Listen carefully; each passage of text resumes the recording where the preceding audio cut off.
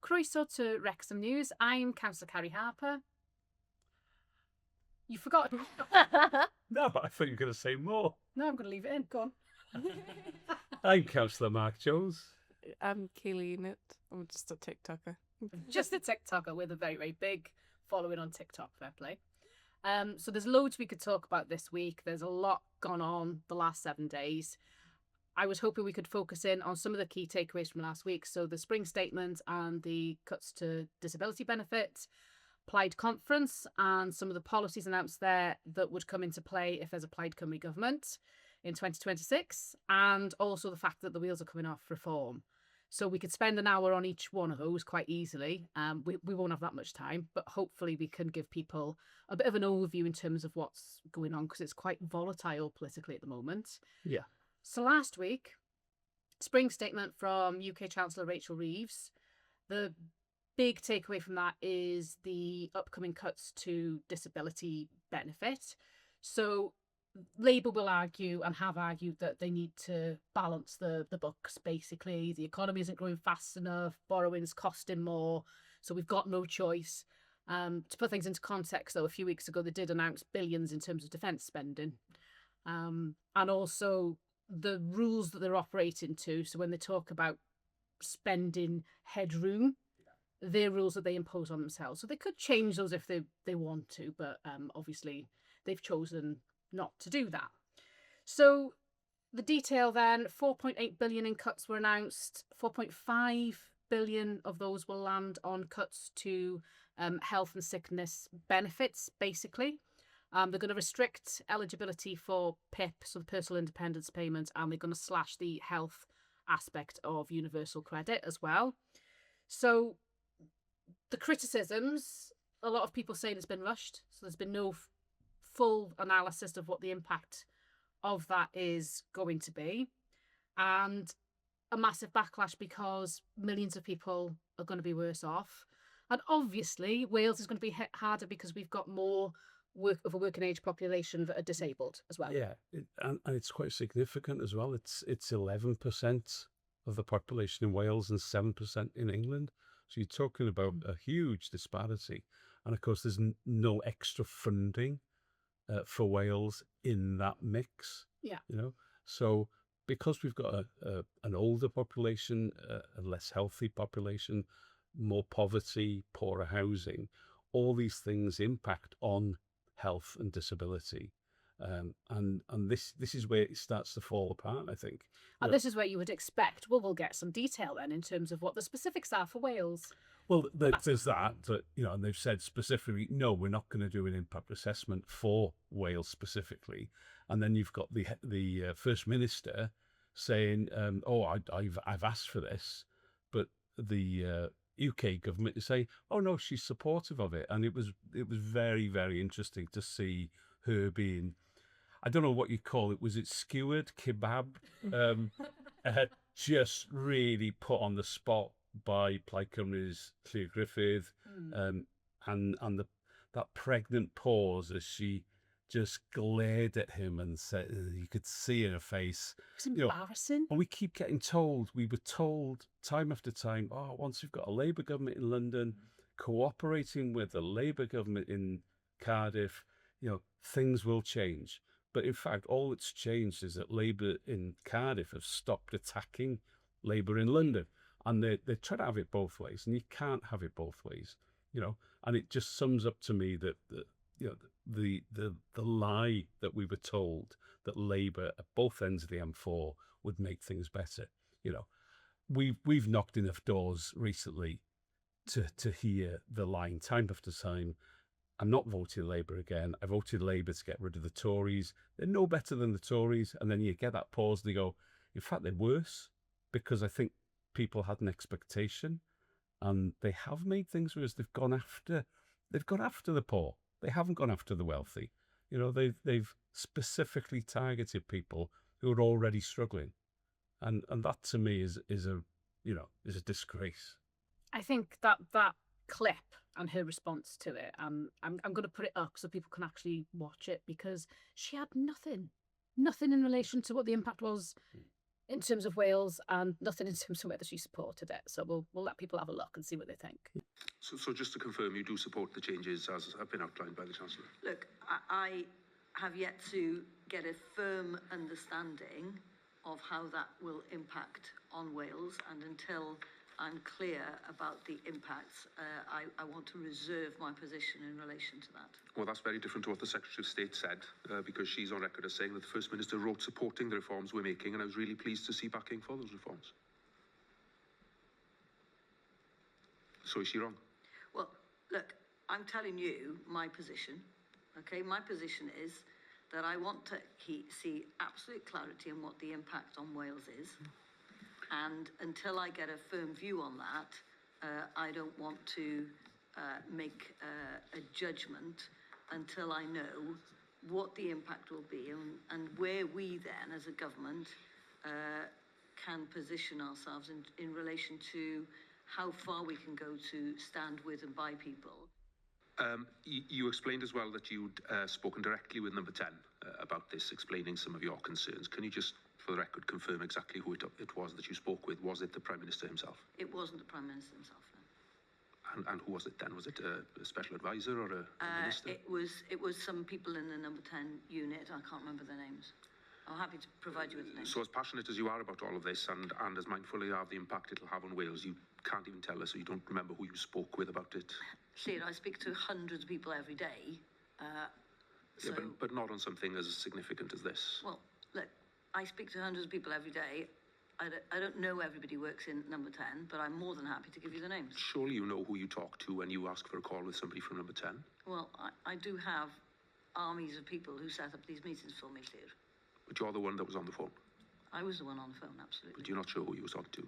Well, I can tell you exactly who I told you. I just can't remember every single name of every person I meet, because I meet hundreds of people every single day. But you'd be willing to provide that I'm information? more than happy to provide you. Yeah.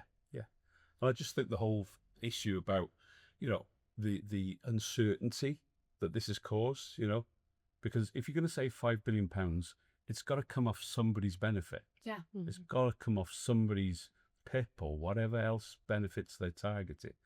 And, there may be people, there are people, of course, who get ill and they get better, and fine, that's great.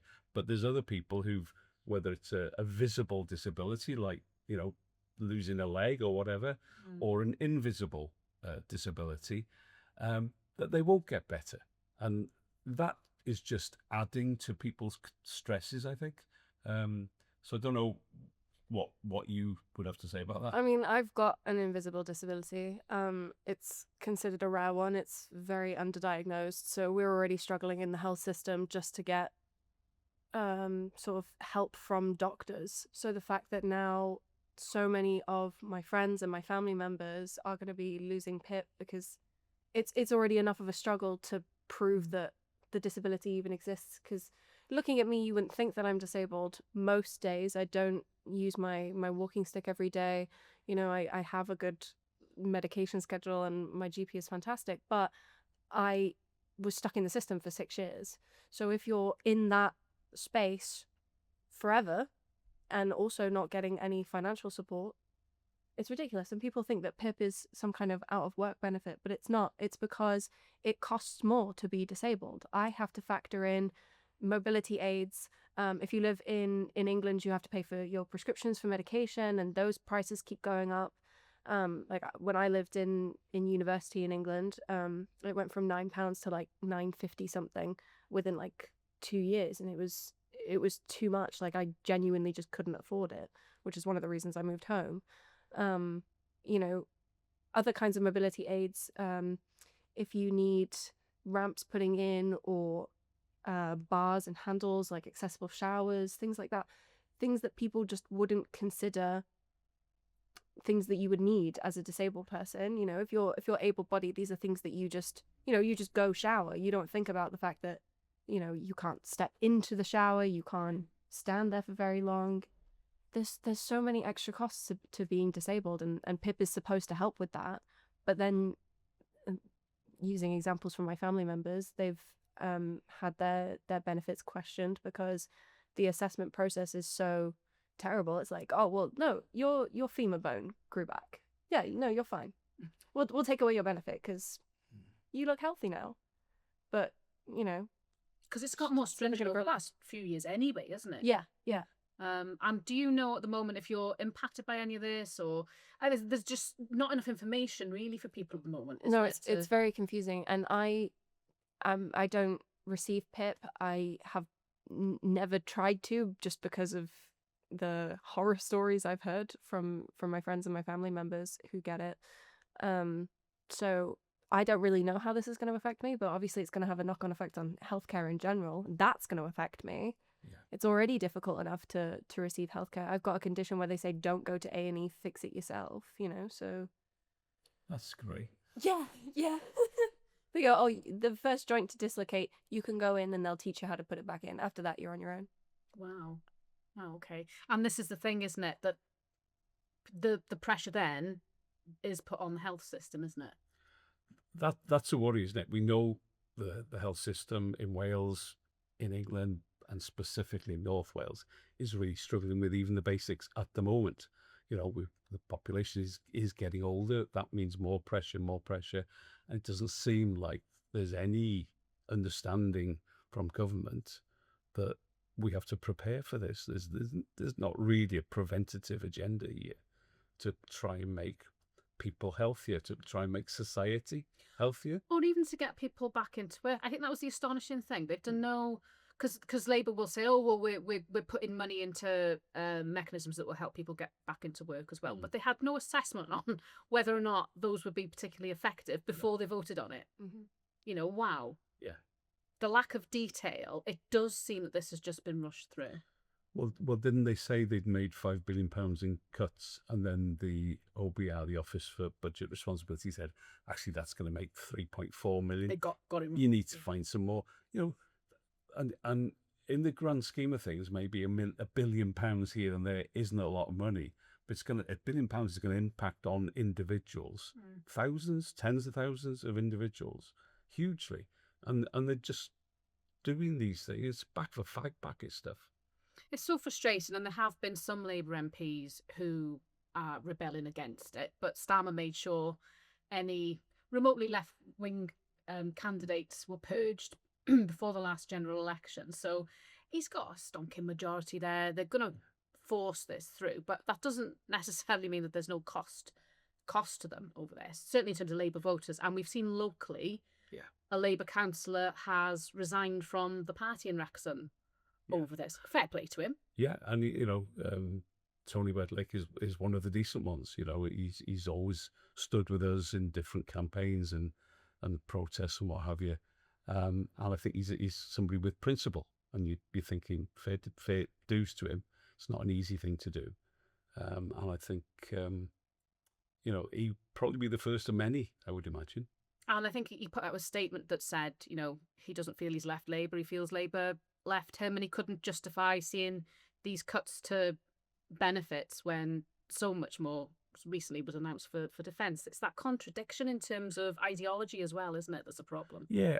But I also think it's far more fundamental than that. If you're saying we've got this big black hole, and you're choosing to go after the poorest in society, the most vulnerable, rather than targeting the wealthier, and we all know that the wealth gap is just increasing so much, and it has done over the past 20 odd years, where you've got your chief execs on, £1 million, £2 million, £3 million.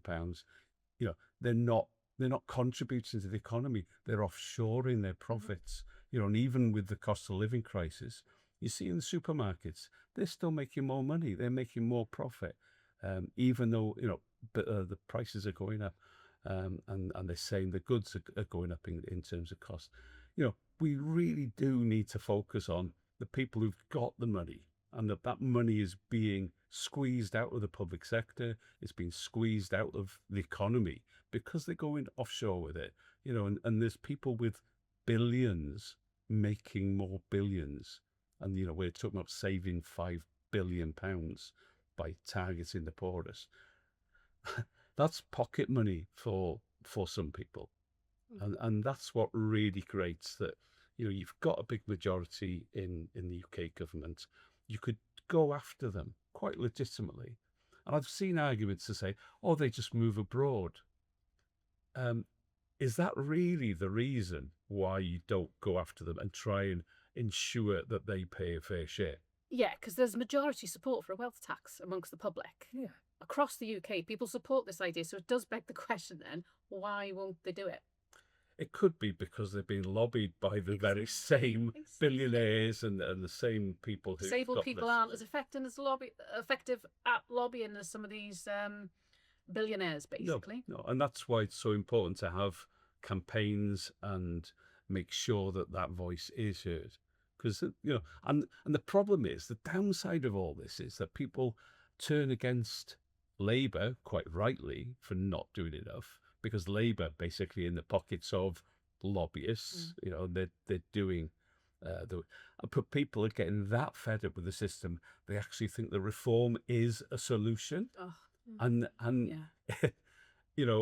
It's one thing to get the analysis right, but then to come up with this is the solution when we know that people who are on the lowest incomes, people who are reliant on the health service, are going to be the ones who are going to be hit hardest by reform if they ever get a sniff of power.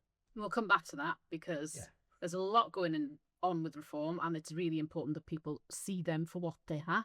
If they haven't already, lots of people have. But yeah, we need to really take a deep dive in terms of what reform is all about. Yeah. In terms of this, and we'll see what comes next from Labour, but I know from knocking doors, the anger with Labour on the doorstep over the winter fuel allowance is big enough. I know communities like mine will be furious about this. It just seems that it's one thing after another. They're just going after the most vulnerable people whilst failing to go, after those who've got the money. And they're acting like disabled people or people without as much means don't want to work. I would love to work a 9 to 5, but my health just won't let me. I've said this to you when it comes to we'll go out and we'll canvass. I would love to commit to that. I would love to commit to doing every single session, but I'm not reliable because my health is not reliable. And we don't live in a society that is set up for me to exist at a 9 to 5 level, I think that's what is really worrying as well, because you can have a situation where disabled people are, blackguarded basically as not being deserving. And there was a statistic I heard that the WDP's own statistics said that the levels of fraud in terms of PIP, they class as 0%. It's that low. Yeah. But this is the narrative that they're spinning because it's about blaming everybody else instead of doing what's right. Yeah. If I may, I think it's the billionaires who actually don't want to work because they just rake in the money. They don't do anything, do they? They're all building rockets to leave. Yeah. Let's go to Mars. Yeah. That's a good point, actually. Yeah. If they maybe didn't build a rocket and pay their taxes. Yeah. And maybe focused on sorting out things like poverty. Yeah, that would be what a novel idea. Well, that you'd focus on it. It was that whole thing like Elon, oh yeah, I would I'd cure poverty, whatever, and then he just backtracked and bought Twitter. Said never mind. Well, okay, cool, thanks. Yeah, that's really helpful. Andrew Carnegie made his millions, never forgot that he learnt so much from public libraries, set up public libraries like the one down the street here, There's another way to do things. There are other ways to do things, yeah. And if they don't want to do it voluntarily, you tax them. Absolutely. Speaking of another way to do things. Oh, very good. Yeah. You impressed. You blind now, haven't you? Yeah. Let's talk about Plaid Conference. Last weekend now. Really interesting weekend. I think the person who probably have the most insight in terms of what happens at conferences is you, Kayleigh, because you did interviews with pretty much every politician there. So what was your overall take? It was really fun. I will say that this conference, I attended less things than I normally do, but I do also have 3 hours, almost perfectly 3 hours worth of footage of interviewing people. I got pretty much all of the members of the Senedd, the MPs that were there, and Carmen, who's in the House of Lords. And I also interviewed you guys, which is really nice, and some upcoming hopeful candidates. So it was a really, really fun weekend. And the big difference this one compared to the last one, I think, because it was October last one, we weren't expecting to have that conference because we were all sort of thinking we were going to have an autumn election. So people were a little bit more down, I would say. There was still that Plaid positivity and, you know, getting together and having some fun, but the shift in the energy this time was definitely noticeable. Everybody was talking about hope and being really optimistic and really looking forward to next year's election. So that was great. We also had some fantastic fringe events this time round. You spoke at the Merched Plaid one. That really calmed my nerves about putting my name forward for the Senedd. And It's interesting. we were also talking about, you know, the bad sides of standing and the potential for abuse and social media and stuff like that, which was a really, really important discussion. There was also stuff on trade unions that there normally is, universities, and then of course like Rian's speech is everybody's highlight when I was asking people. That was fantastic. That was a really, really, really good one this year. It was good. We had a chance to interview Fflint for the podcast as well. And I think I said to him at the time, what people really want, you're talking to people on the doorstep, everything feels hopeless. So people do need hope, but you can talk about hope as much as you like. If it's not like practical, if there's not a 1, 2, 3, this is how we're going to turn the health service around. This is how we're going to tackle child poverty. This is what we're going to do. You know, with so many public services that are failing at the moment, then people have lost faith in politics and politicians to deliver. And what was really important for me out of this last conference was those key policies that are starting now to set out the roadmap in terms of how we get from A to B. Yeah. So well thought out compared to other political parties as well. Absolutely. And so the child payment was a big one. So the idea of a child payment would be targeted at low income families with children under 16 to tackle child poverty. So 1 in 3 children in Wales are listed as being in poverty, which is just shameful, absolutely shameful. And the trajectory is bad because it's going up. Yeah. Because there aren't policies in place to tackle it. The only place where that isn't the case is Scotland.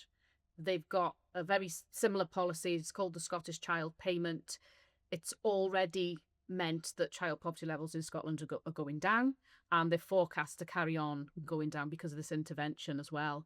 So hearing that we will be looking to trial that and obviously, hopefully if it's successful, then roll that out across the board, I think is absolutely key. And it's like, it's a core policy. It says to people, this is what we're going to do. This is how we're going to do it, which I think is so, so important. And I think this as well, it puts more money in people's pocket, you know, directly. And that money just doesn't sit there. It gets spent in the local economy. And this is where we've really got to be a bit smarter, because we're not seeing our economy flourish. And I was heartened as well to see announcements about what we do to support small businesses, you know, those independent retailers, hospitality, getting proper support, actually having more money in their pockets to be able to employ more people, to be able to buy more services locally. That sort of thing really does create that circular economy where the money keeps flowing. You employ more people, they then spend in the local economy, and that kind of works. And I think we need this rebalance. We've got a terrible imbalance in terms of the way the economy works. Small businesses are really struggling. They've got all these rising costs, whether it's national insurance, minimum wage, goods, all these things are going up, and they're not getting the support they need. And whereas there's other, the far larger, the multinational corporations, the out-of-town supermarkets, they can absorb those growing costs. They're making record profits. If we value our town centres, if we value our kind of independent stores, the quirky stuff, the stuff we can't get anywhere else, we've really got to provide that support, and everyone talks about, pubs are going down. Well, they're going down because they can't afford to keep the prices down, and people can't afford to drink there. It's that sort of thing. And But this is what creates a society. It's the glue, isn't it? With pubs, restaurants, shops, places where you go out and meet. It's not the same as a soulless supermarket where you do your weekly shop and then you disappear back home. I know I'm wandering way off Plaid kind of policy here, but ultimately, if we don't improve society, and it goes back to the whole thing about health, if you don't improve people's economic well-being, it's all about the economy. Economic well-being, people are going to feel lousy.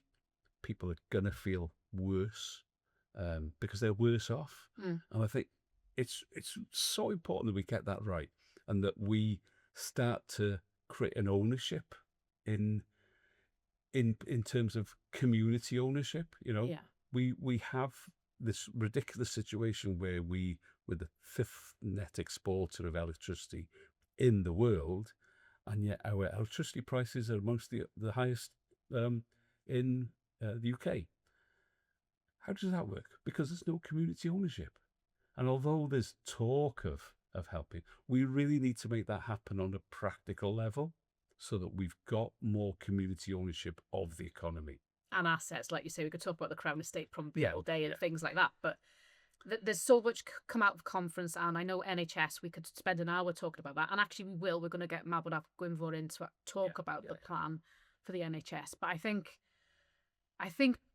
people need to see that credibility from politicians in terms of that plan and that direction of travel, and I think what the last conference is showing is that detail is emerging from Plaid Cymru, and hopefully it genuinely, we won't just be saying the word hope, we'll genuinely be able to transmit that and give that to people ahead of this next election. Yeah, I'm really hopeful that we're going to see a detailed manifesto emerging very soon so that we can go out and campaign and explain to people what exactly a Plaid-led government will do.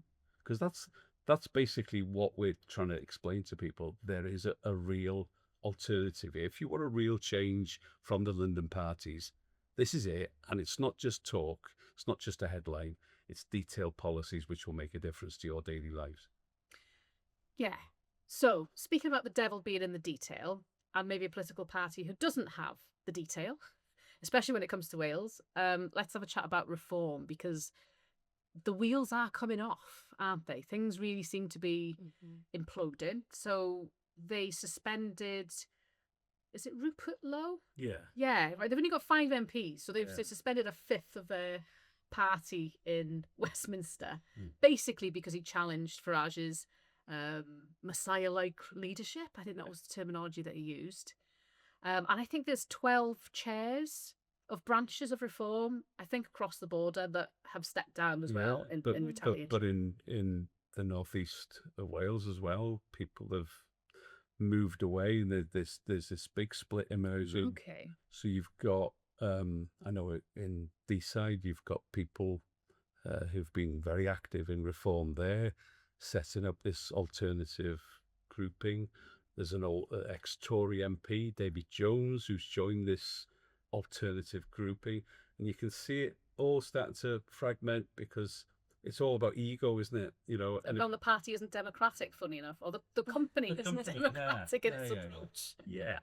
And, well, when your major shareholder is still Nigel Farage, and it's basically Nigel's way or no way. Didn't he? I remember reading something that said he was going to sort of relinquish his majority shareholding. Yeah. Did he just not do it? I think he's done it, but he's still a major shareholder. Right. It's not like a normal political party. No, the accountability isn't there, and people are surprised that the fact that there's no accountability. Which he made that very clear from the off, though, that this was how it was going to be. So I'm confused why people are surprised. Yeah. And I think, unfortunately, he's got away with so much over the years. When he was an MEP in Brussels, he didn't do anything but claim expenses, and he's on a very nice Brussels-paid pension scheme. I don't see him giving that back anytime soon. He's never in the House of Commons. He's jetting off to America every time. I think Clacton have got a wanted sign out for him. You know, if you see this man, please get in touch. You know, he loves the attention, and he gets plenty of it in terms of the BBC putting him on Question Time and all that sort of thing. But in terms of what he actually delivers, it's sound bites, and he's just a snake oil salesman. You know, he will sell you anything, but you challenge him, you actually dive a bit deeper. Oh, what sort of Brexit are we going to have? Oh, it'll be like Norway. It'll be like Switzerland, except that both those countries have free movement of labour, which is precisely what he campaigned against. The guy doesn't like being pinned down. He's also not really thought out his responses. I mean, he doesn't normally, but before Brexit, when he was campaigning, he was saying how a no-deal Brexit would be great for the fishing industry. And now he's saying that the no-deal Brexit is terrible, and he would never say that it was going to work. And it's like, do you think that the internet doesn't exist? Yeah. Do you think people don't remember the things you were saying? He's taking people for a ride, isn't he? And that's the most frustrating thing. And anybody falling for it. This is the worrying thing, because I think anybody who pays a little bit of attention can see through what's going on. But for a lot of people, you know, they're not like us. They're not sort of living and breathing politics every day. And they hear somebody who sounds like a bit of a breath of fresh air in comparison to your establishment, Labour and Tory parties, because people are frustrated. You know, nothing's working. So you can understand that. But that is the worry, that so many people think reform is the answer. And we've seen the surprise from people when he said what he said on the NHS. Yeah. What? You know, he prefers an insurance-based health system? I mean, he's always said this. They'd sell the NHS in an instant, given half a chance, wouldn't they? Of course they would. And I think if he gets that scrutiny, you know, again, he'll deflect. He says, oh, we'll look at various options. Well, give us your precise option, because a lot of what they say sounds plausible at first reading. You know, I mean, in terms of the NHS or health-based insurance system, it's, you know, you're going to pay extra money. You know, pay to see your GP. Yeah, pay to see your GP, pay extra money, and of course, that's fine if you're a healthy person. You know, it is. We were talking earlier about this, but it's not like pet insurance, because it's far more serious. But you know how much it costs to see your vet. And if they ever need any kind of medication or, God forbid, any kind of operation. And as they get older, it automatically goes up. Yeah, and that's the thing. If you've got a pre-existing condition, or if you know, you're getting older, you can't get insurance. Who's going to insure somebody who's very ill? You know, it's not a good bet. And that's the whole point about having a comprehensive health service, is everybody has got a safety net. And it really bothers me that they can play with people's emotions, you know, by wanting to blame immigrants. You know, you know, I saw it this morning. Oh, the hospitals are full of immigrants. They're working there. They're working there. You know, don't forget that. And the hospitals aren't full of immigrants. They're full of people who are waiting to be treated. Can't get to a GP and all the rest. Yeah. You know, and this is the problem we've got with him. He won't be pinned down.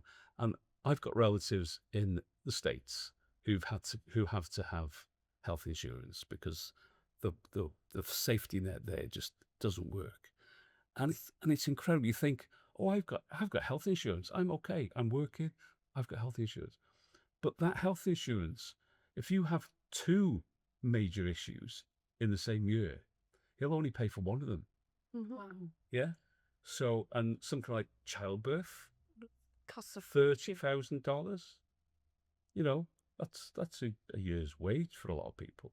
You know, so you're kind of thinking, have people really sussed out what this health insurance system? He won't say, will he? Yeah. So that they haven't got the chance to scrutinise actually what he's saying, and that's just not on. It really isn't on, because, like I said, the implications for people are massive.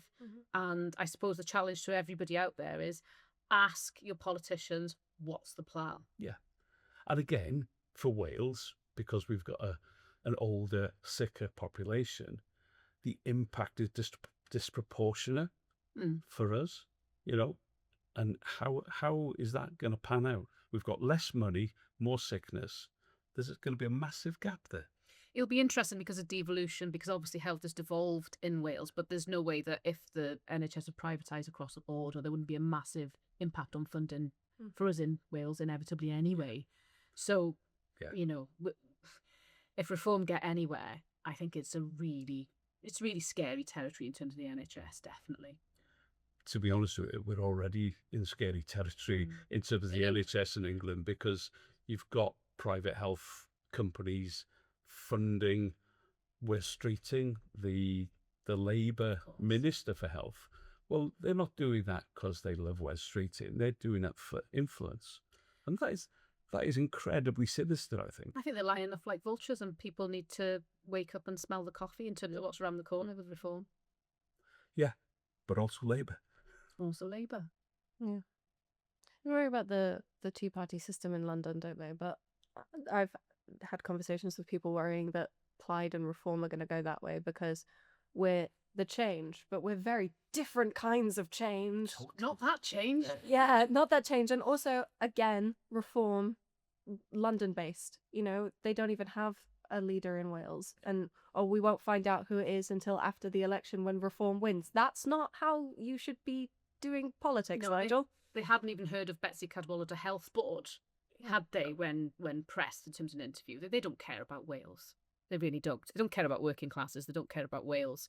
And let's hope that we can make sure we keep them out of power here, because if they get a handle on any power, I think it'd be disastrous. Mm-hmm. Well, we've seen the far right in the Senedd last time. It was in the States now. Yeah, but it was UKIP last time, and they turned out to be an absolute shower. They went from being UKIP to 3 different little factions, achieved absolutely nothing. And I really do fear if people do decide they want change and they opt for that, they're going to end up really disappointed. But the damage they will do to Wales will be huge. Yeah, and we'll keep coming back to this as well. We'll make sure that Reform, whatever they're saying, whatever they're up to, will get some scrutiny, and we'll have a look at what they say about Wales, which probably isn't going to be a lot. But in terms of the wheels coming off, I think there's a bit further to go, isn't there, yet with them? Absolutely.